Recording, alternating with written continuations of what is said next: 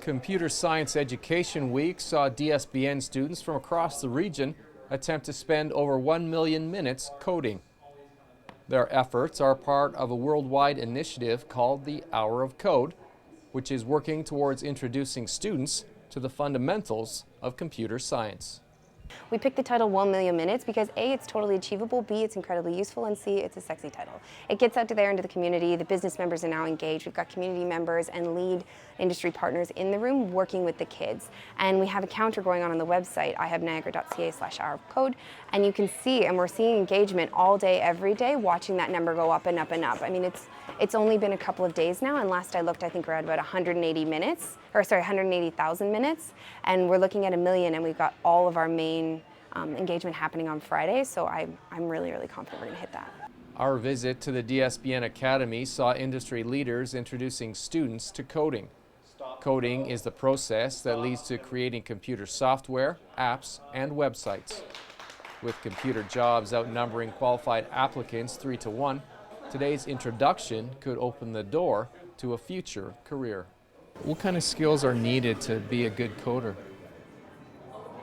I would say just being able to problem solve is a big one, because if you type something out as you're coding it, being able to know if an error pops up or if something doesn't work right, on how to change it and how to make it better.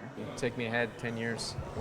Where's this all go? Well, now that coding has become such a big part, and it's been part of the automated industry, kind of like assembly lines and stuff like that, I feel like soon restaurants or fast food places just going to be all based on coding and have machines doing all the work instead of people, because then it'd be less, for the companies it'd be less money going out, because you can just have 2 people manage a store rather than you have 20 people working there.